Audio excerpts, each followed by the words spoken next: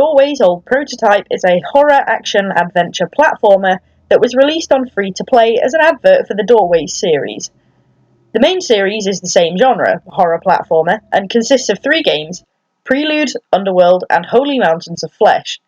Old Prototype is the tester that was originally made to explore the concepts that were going to be put into the larger game. Since it was discarded, and it was only a tester, the developers turned it into a sort of guided tour where you can get a flavour of the mechanics behind the game, but also the ideas and some history to the developers and the creation of the main series. And in all honesty, I think it was pretty good. It was not only interesting to learn that the first game was developed by only 2 people, but that it was the first Argentinian game to be released from Steam Greenlight. The more you know. Unfortunately, I had to learn those facts 3 times because Bandicam threw a paddy and refused to record not once but twice as I played through. Thanks for that, Bandicam. I had a look at the mainstream games, and the notes mechanic that's used for the developer's notes in Prototype is the same as in the real game for the real story content. The notes, as is my deepest nitpick, do have spelling errors, but as said, the game is Argentinian, so I'll let them off.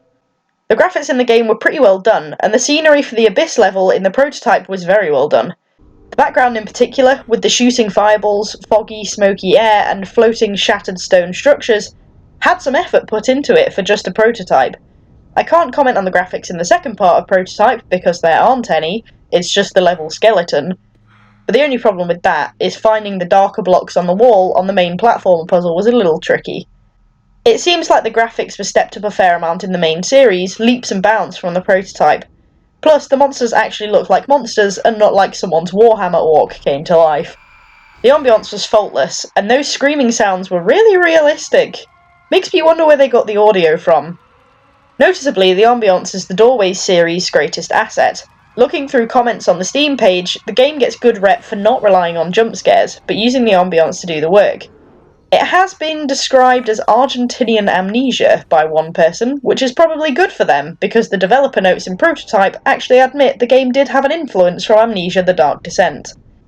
One thing I will slightly criticise when it comes to the sound was the effect for the expulsion of air the character made when they jumped. To begin with, I didn't really notice, but once I got to the second part, where there wasn't the sound of fireballs shooting, I could hear the echo of the noise a lot louder. And once I heard it, I couldn't unhear it, but it sounded like someone's chihuahua yapping from behind their locked front door. When I was jumping up the stairs, I felt like I was that little dog, jumping up to the mail slots trying to bite the postman's fingers as he puts the letters through the door.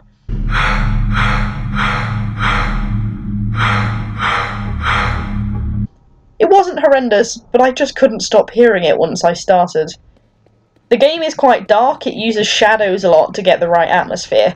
However, it seems the developers did have to play around with that a little bit, as the series has been criticised a little for puzzles only being difficult because it was too dark to see. In Prototype, the closest you get to puzzles are pushing buttons and jumping on platforms, so the darkness doesn't make too much difference. Just so long as you don't do what I did and run off into the dark to see if anything was there, and then realise you couldn't see the light on the door anymore and were running around blindly in the dark. That was all on me, though. The game does contain monster chases, though in Prototype the monsters only chase you if you touch the magic black tentacles. If you touch the tentacles, the monsters run at you with the speed of Usain Bolt and promptly chop your skeleton in half. The first 2 encounters were really easy to avoid, because even if the monster sees you, it doesn't chase you. It just wanders back and forth on a set route. However, the 3rd monster stands still in the doorway you need to go through, and you have no choice but to lure it away. The only problem is, it's pretty tricky to find a middle ground.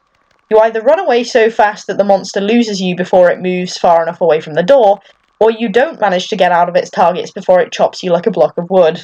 As said, the monster is just an orc. In the main games, I'm pretty sure the monster design gets a whole lot better and more varied.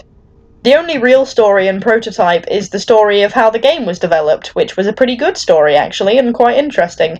I can't really criticise it because it's true real facts and history and nothing will change that.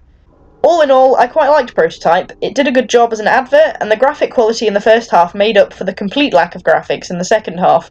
It was really just about a display of mechanics and a feel for what the Doorways games would be like and where they came from.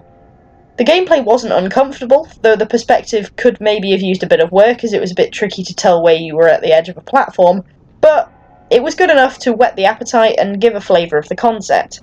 The developer's notes were a nice addition, and the platforming was a good level of challenging.